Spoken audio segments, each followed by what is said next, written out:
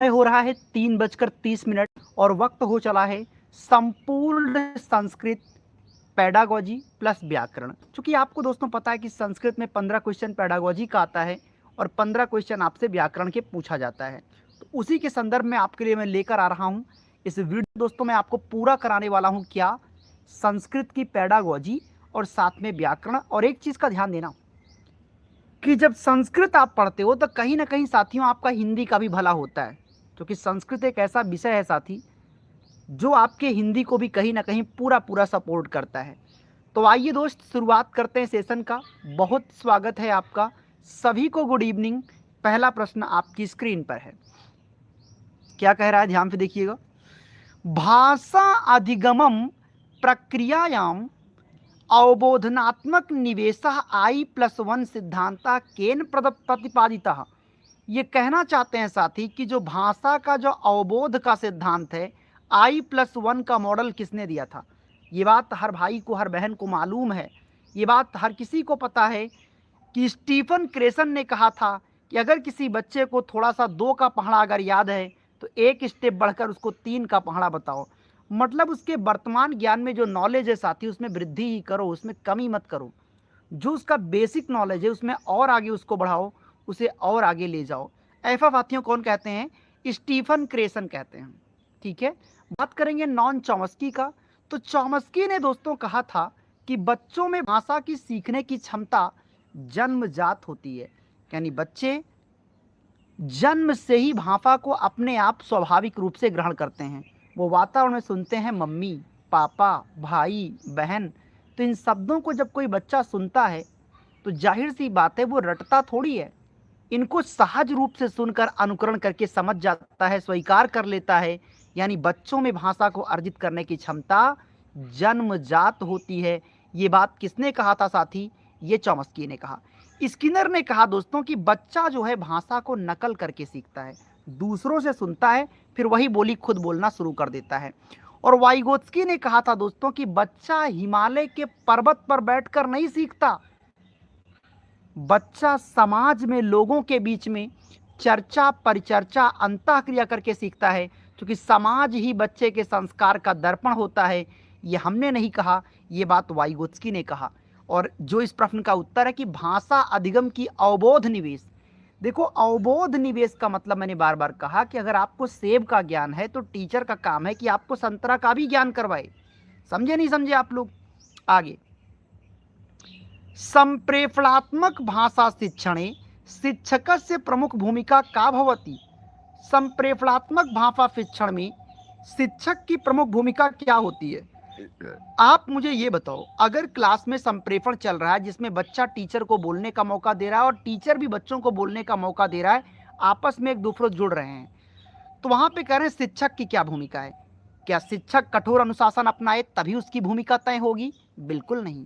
ज्ञान का एकमात्र स्रोत, देखो साथी, ज्ञान का एकमात्र स्रोत केवल टीचर नहीं होता, ज्ञान का स्रोत वातावरण भी है, ज्ञान का स्रोत माता पिता हैं, ज्ञान का स्रोत आपकी परिस्थिति है, ज्ञान का स्रोत समाज भी है। तो एकमात्र, जब भी पेडागोजी हल करो किसी विकल्प में एकमात्र मतलब लिमिटेशन ना दी जाए।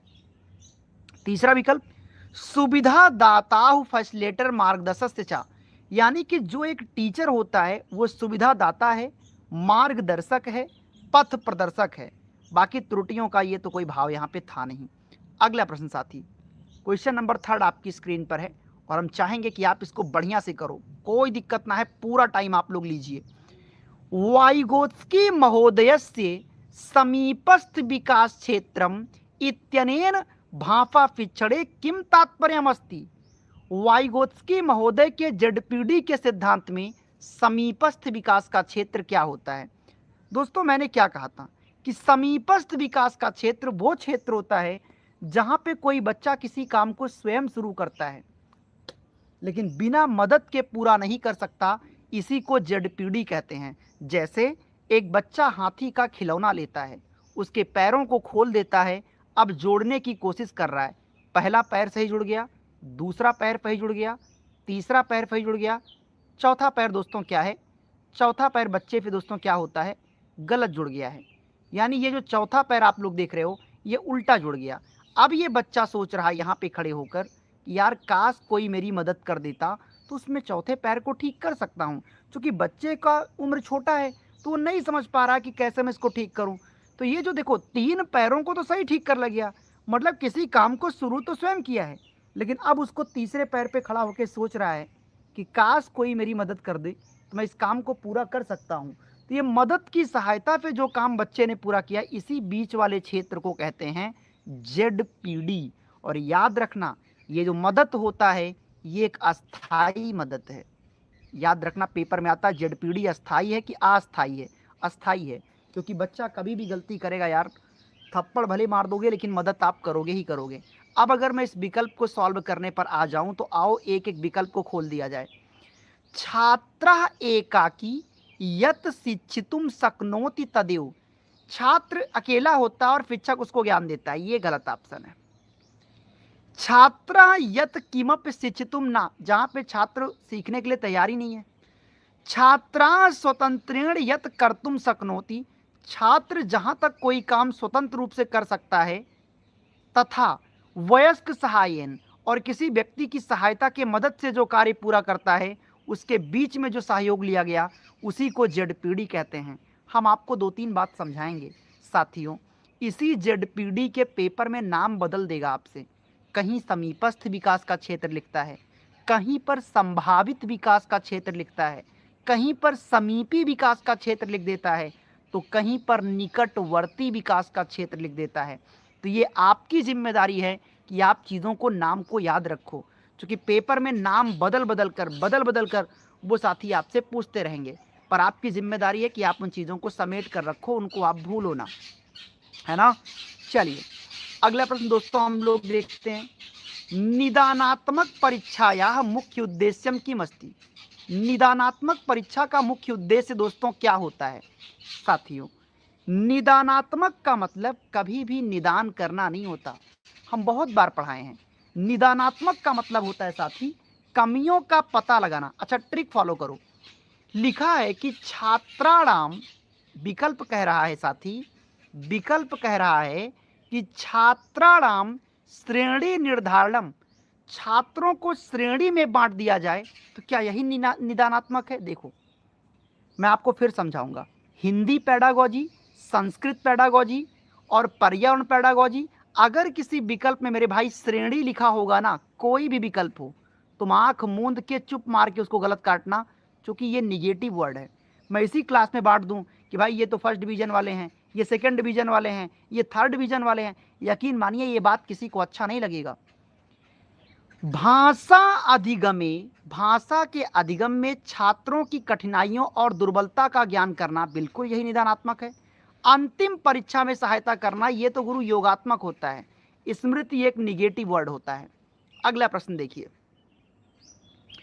श्रवण कौशल से विकास आए, श्रवण कौशल के विकास के लिए कौन सी विधि ज्यादा प्रभावपूर्ण है।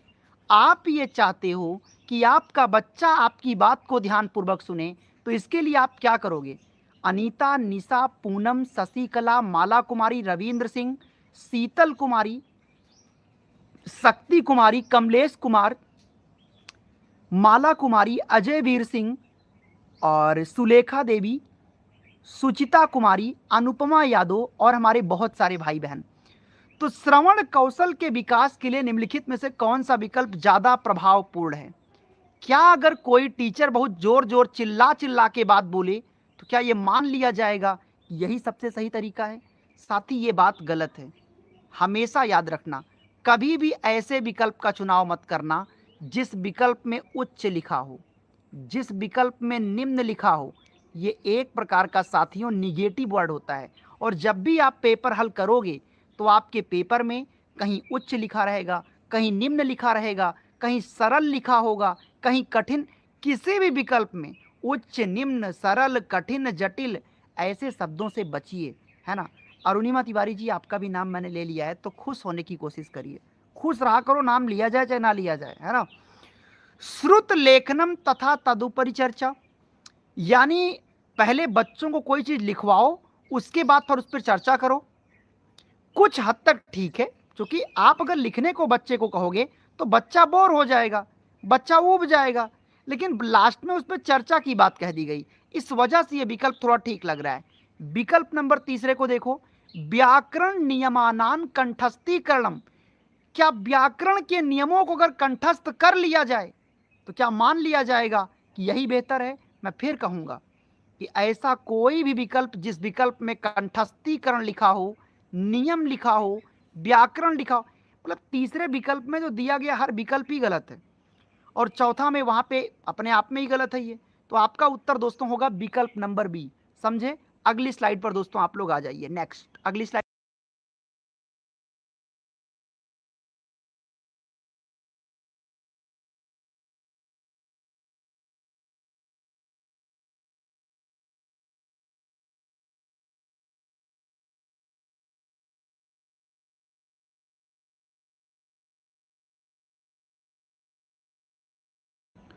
जी हाँ साथी, अगला स्लाइड आप लोग देखेंगे, यहाँ पे थोड़ा क्वेश्चंस कट गया है। क्वेश्चन नंबर 11 को ही आप लोग पहले देख लो, फिर बीच में अभी मैं करा दूंगा। जो क्वेश्चन छूटे हैं उनको मैं बाद में करा दूंगा। हालांकि नंबरिंग से क्या मतलब है क्वेश्चन के, आप पहले क्वेश्चन को देखो। हम आपके सामने पहले क्वेश्चन नंबर 11 को अच्छे से प्रकाशित करेंगे। आपकी स्क्रीन पर पहले क्वेश्चन नंबर 11 को ही प्रस्तुत किया जाएगा। ये देखिए, एक मिनट, प्रॉपर पहले इसका स्लाइड सेट कर दूं। हाँ, प्रॉपर आपको दिखना जरूरी है। काव्य अध्ययन समय शिक्षकस्य प्रमुखम ध्यानम कुत्र भवति। काव्य के अध्ययन समय अगर कोई टीचर कविता के माध्यम से पढ़ा रहा है तो शिक्षक का मुख्य ध्यान कहाँ पे होता है? अगर कोई अध्यापक या शिक्षक, मैं बार बार आपको समझा रहा हूं, अगर वो दोस्तों काव्य के माध्यम से, कविता के माध्यम से अगर सिखा रहा है या कहानी के माध्यम से सिखा रहा है तो उसका जो मुख्य ध्यान होता है साथी, वो कहाँ होता है? केवलम शब्द अर्थानाम ज्ञाने। यहाँ पे केवल लिखा है इसलिए विकल्प ये गलत होगा। व्याकरण के नियमों को खोजने में, मैं फिर कहता हूं, अन्वेषण लिख देने से विकल्प सही नहीं हो जाता है। हमें पता है कि अन्वेषण एक पॉजिटिव वर्ड है। अगर किसी विकल्प में अन्वेषण लिखा होता है तो वो विकल्प हर हाल में सही होता है, लेकिन आपको आगे भी देखना होगा कि उसमें व्याकरण और नियम भी लिखा गया है। तो ऐसे में आपको तुरंत सुधार करना है कि नहीं भैया, कि व्याकरण और नियम ये तो दोनों ही निगेटिव वर्ड हैं, मतलब ये तो नहीं होगा। रस की अनुभूति, सौंदर्य बोध और अर्थ का अवबोध, ये सही है। हर व्यक्ति को पता है यार कि जब मैं कविता अगर सुनाऊंगा, कविता के माध्यम से पढ़ाऊंगा, तो बच्चे में नैतिक भावना डेवलप होगी, संस्कार डेवलप होंगे, नैतिक सीख डेवलप होगी, पाठ के सौंदर्य को समझेगा और अर्थ को दोस्तों अवबोध कर पाएगा। चलिए साथी, तो 11 का विकल्प नंबर सी बिल्कुल सही है। हम लोग दोस्तों क्वेश्चन नंबर 12 की बात करेंगे। यहाँ पे ध्यान पूर्वक एक एक पॉइंट को आपको समझना है। क्वेश्चन नंबर 12 कह रहा है कि आगमन विधि व्याकरण शिक्षणे कथम करोति। आगमन विधि में जो व्याकरण का शिक्षण होता है वो कैसे काम करता है? हमने इसका ट्रिक ये दिया था, मैंने कहा यार भाई आगमन का तुम पहला अक्षर देख लो, ये आ जो है ये ऊ की तरह दिखता है, तो ऊ का मतलब ये होता है कि बच्चों को पहले उदाहरण दिया जाएगा, फिर उनको नियम की तरफ ले जाया जाएगा। देखो, आगमन का पहला अक्षर आ है जो कि ऊ की तरह दिख रहा है, और आगमन का अंतिम अक्षर ना है, तो ना से नियम, यानी बच्चों को उदाहरण पहले, बाद में नियम। अच्छा, आगमन विधि की विशेषता और भी चीजें हैं, वो भी समझो साथियों। आगमन विधि उदाहरण पे नियम की ओर चलता है, और अगर बच्चे को इतना उदाहरण पता है तो इसका मतलब ये बच्चा विशिष्ट है। यानी कि आगमन विधि जो है वो विशिष्ट से सामान्य की ओर चलता है। कैसे दिमाग में डालोगे? तुम कहोगे अच्छा इतना उदाहरण पता है, अच्छा इतना उदाहरण अगर पता है तो ये कोई विशिष्ट बच्चा है, यानी विशिष्ट से सामान्य की ओर। अच्छा, इतना उदाहरण पता है तो मतलब इसको बहुत पहले से चीज़ें ज्ञात हैं, यानी ज्ञात से अज्ञात की ओर। ये सब क्या है? आगमन विधि की ही विशेषता है। अगर पेपर में पलट कर पूछे तो आपको दिक्कत ना हो, समझे आप लोग? तो कैसे कहोगे? अच्छा इतना उदाहरण पता है मतलब पहले से ज्ञात है, यानी ज्ञात से अज्ञात की ओर। इतना उदाहरण पता है तो मतलब विशिष्ट बालक है, यानी विशिष्ट से सामान्य की ओर। तो ये आगमन विधि की विशेषता पेपर में पूछेगा, जरूरी नहीं है कि वहाँ पे उदाहरण से नियम ही लिखा हो। ये बात अपने दिमाग को समझा दो आप, जरूरी नहीं है कि विकल्प में उदाहरण व नियम लिखा हो। ये जो दो बातें मैंने बताई ये भी लिखकर आ सकता है। अब इसी का उल्टा कर दोगे तो निगमन विधि का हो जाएगा। जैसे नियम से उदाहरण की ओर, सामान्य से विशिष्ट की ओर, अज्ञात से ज्ञात की ओर। ये सब क्या है? ये सब साथी निगमन विधि की विशेषता हो जाएगी।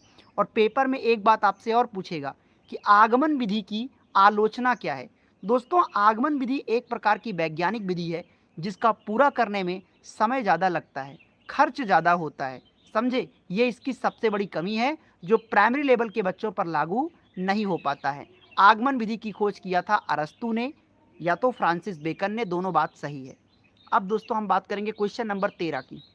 आपकी स्क्रीन पर है, एक एक पॉइंट को ध्यानपूर्वक देखो। भाषा अधिगमे त्रुट्या किम सूचयन्ति। भाषा के अधिगम में जो त्रुटियां होती हैं ये किस बात का प्रमाण है? भाषा के अधिगम में अगर कोई बच्चा गलती कर दिया तो ये किस बात का प्रमाण है? कि छात्र में बुद्धि ही नहीं है। छात्र से बुद्धे अभावम, यानी क्या छात्र में बुद्धि का अभाव है? बिल्कुल नहीं, ये बात गलत है। बच्चे की गलती ना निकालो। ये शिक्षक की विफलता है, ये भी गलत है। कठोर दंड की जरूरत है, बिल्कुल नहीं। कह रहे हैं कि अधिगम प्रक्रिया अंगभूतम सोपानम, यानी जो त्रुटियां होती हैं वो अधिगम की प्रक्रिया का एक अंग है, अधिगम की प्रक्रिया का एक हिस्सा है। अरे भाई, मैं कहता हूं कि जो गलती किया नहीं होगा वो सीखा कैसे होगा? आप पहले साइकिल से गिरे होंगे तब साइकिल चलाए होंगे। ऐसा थोड़े ही है कि तुम पैदा होते ही कि जोड़ना घटाना सीख लिए। पहले बहुत सारी गलतियां किया होगा तब आपने सीखा होगा। जब भी त्रुटियों की बात करें तुम्हें एक ही बात कहना है कि त्रुटियां अधिगम का एक हिस्सा है। त्रुटियां इस बात का संकेत है कि अधिगम में सुधार कहां तक हो रहा है। अगला क्वेश्चन देखिए साथी, पोर्टफोलियो इत्यनेन किम तात्पर्यम। पोर्टफोलियो का तात्पर्य क्या होता है साथी, ये आपको बताना है। पोर्टफोलियो शब्द का तात्पर्य क्या होता है? साथियों, मेरा आपसे एक विनम्र निवेदन है कि अगर आपको हमारी ये क्लास थोड़ा भी आपको अच्छा लग रहा है तो प्लीज आप लोग सेशन को लाइक करें। पहली बार अगर आप आ रहे हैं तो सब्सक्राइब जरूर कर लीजिए, जिससे आपको लाइव क्लास का नोटिफिकेशन मिलता रहेगा। पोर्टफोलियो क्या है? देखो, पोर्टफोलियो दोस्तों एक प्रकार का लिखित दस्तावेज होता है जिसमें बच्चे ने कब स्कूल में एडमिशन लिया, उसके माता पिता का नाम क्या है, उसकी चारित्रिक गतिविधि क्या है, उसकी सामाजिक गतिविधि क्या है, उसकी व्यवहारिक गतिविधि क्या है, सब कुछ उसमें लिखा होता है। यही पोर्टफोलियो होता है। तो एकस्मिन छात्रवधो छात्र से कार्याणाम प्रगति, बिल्कुल ठीक। केवल अंतिम परीक्षा, गलत ऑप्शन। शिक्षक के नाना डायरी नहीं है। विद्यालय की नियम पुस्तिका, ये भी नहीं है। ऑप्शन नंबर ए बिल्कुल सही उत्तर है। क्वेश्चन नंबर 15 साथी कह रहा है कि पठन वैफल्यम मुख्यतः केन कौशलेन संबद्धा। अगर किसी बच्चे में पठन की विफलता आ गई है, मतलब यार वो पढ़कर अर्थ को नहीं ग्रहण कर पा रहा है, तो ये किस कौशल से संबंधित है?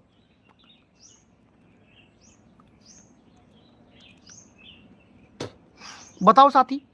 जबरदस्त क्वेश्चन आपकी स्क्रीन पर है, सोचिए और जवाब दीजिए।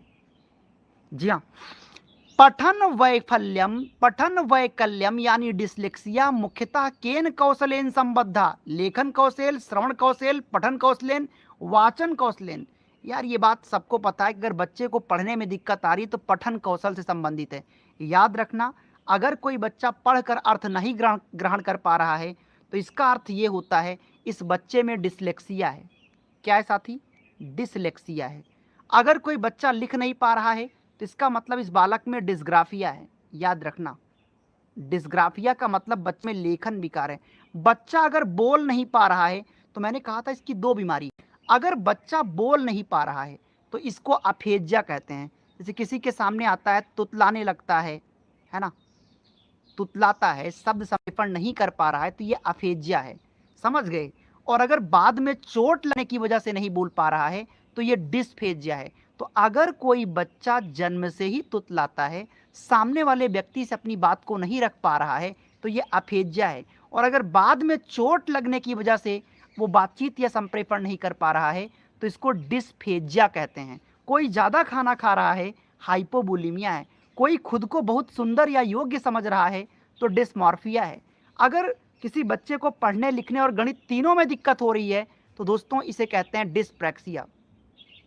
भाई ये चल क्या रहा है बहुत बताओ निशा? संस्कृत पेडागोजी तो चल रही है। अगला प्रश्न देखो साथी, अगला पॉइंट आपकी स्क्रीन पर है कि भाषा कौशला नाम, गजब का क्वेश्चन है साथी, इसलिए ध्यानपूर्वक देखिएगा।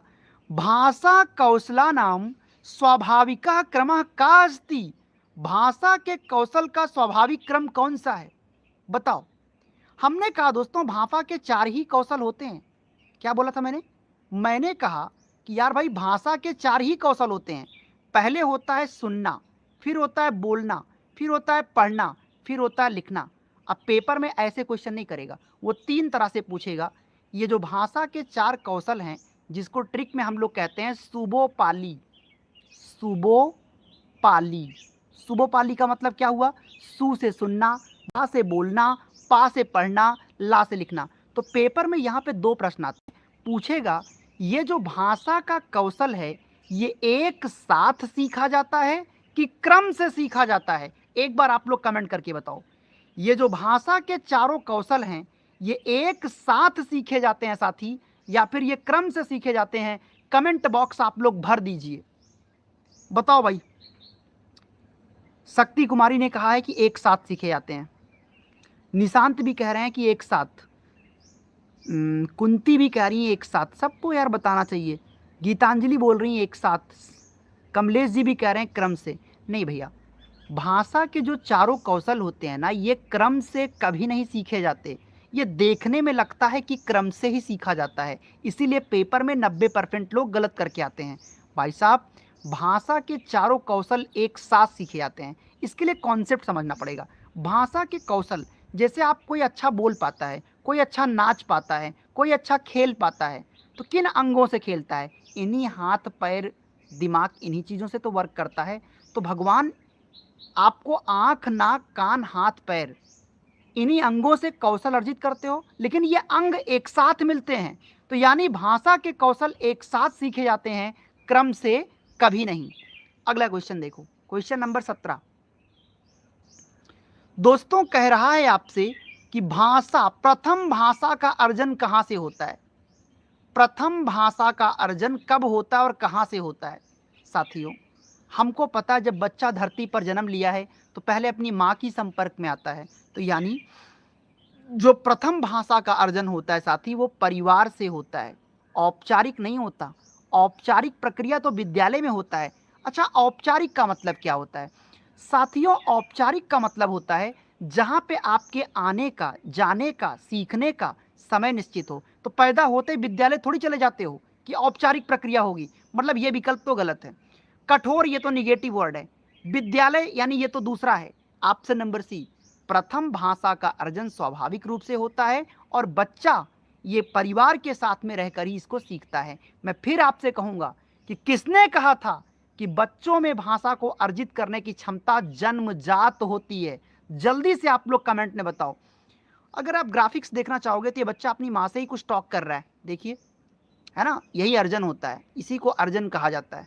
समझे आप लोग? अगले पॉइंट पर आ जाओ। क्वेश्चन नंबर 18 आपसे कुछ कह रहा है, पाठ्य पुस्तके चित्र कथना नाम समावेशस्य उद्देश्यम किम। कह रहे हैं जो पाठ्य पुस्तक होती है उसमें चित्रों का जो समावेश कर दिया जाता है, इसके पीछे किताब है, किताबों में छोटे छोटे चित्र बने होते हैं। इन चित्रों को किताबों में डालने के पीछे मंशा क्या होती है? अगर किसी किताब में छोटे छोटे चित्र बने हुए हैं तो इस चित्रों को डालने के पीछे मंशा क्या होती है? पुस्तकस्य मूल्यवर्धनम, पुस्तक की कीमत को बढ़ाना।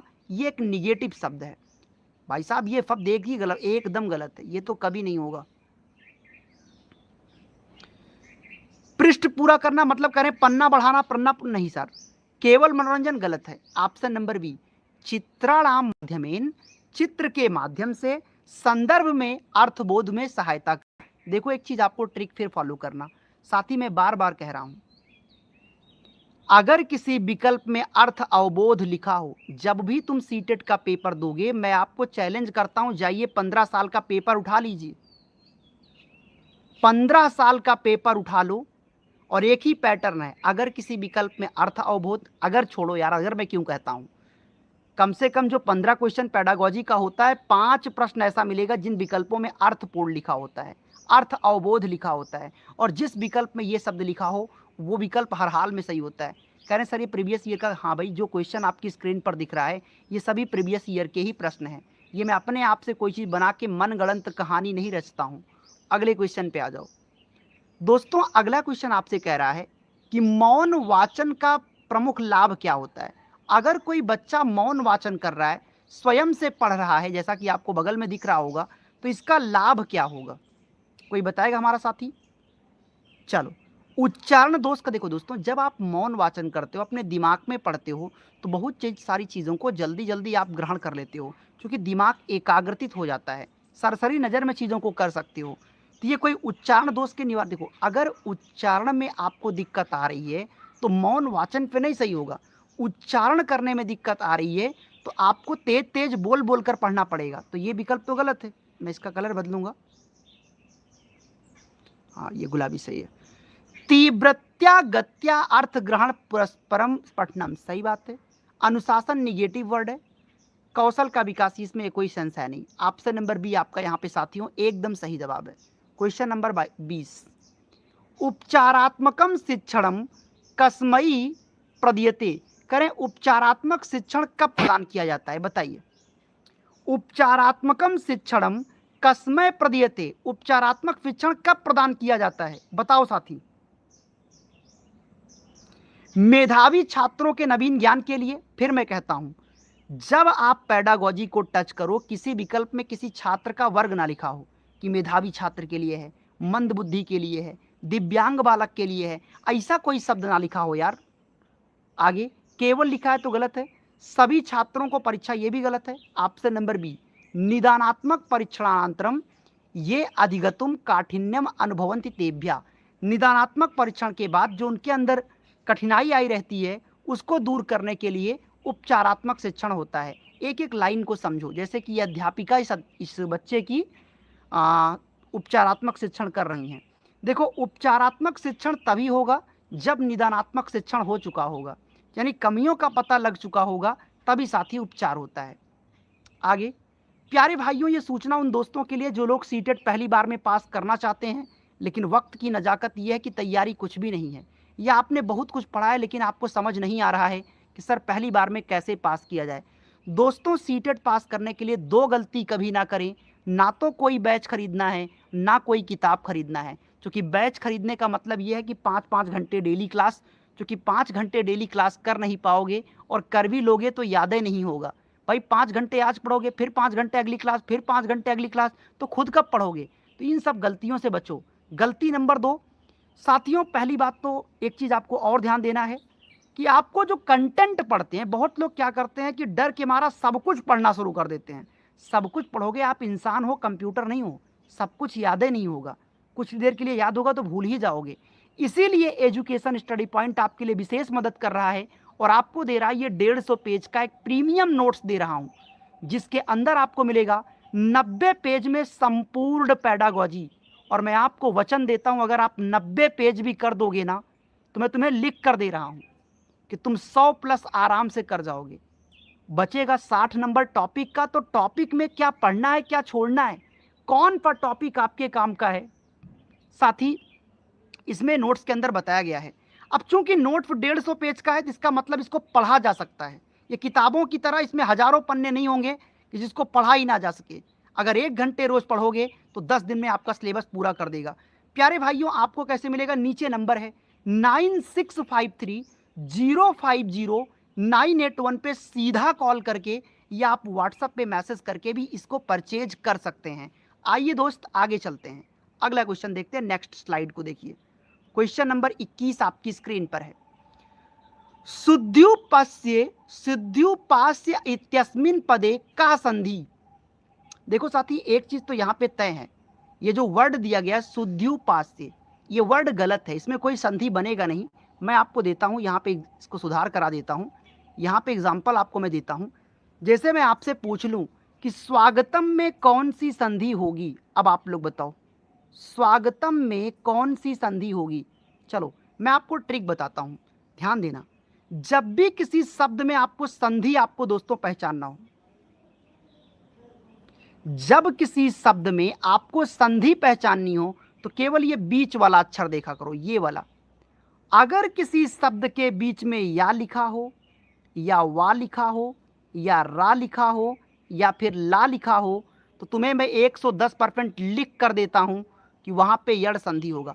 बस इतना ध्यान देना कि अगर किसी शब्द के बीच में या लिखा हो, या वा लिखा हो, या रा लिखा हो, या ला लिखा हो, तो साथी वो विकल्प हर हाल में यड़ संधि होगा। इसको नोट कर लो, कोई रूल लगाने की जरूरत नहीं है।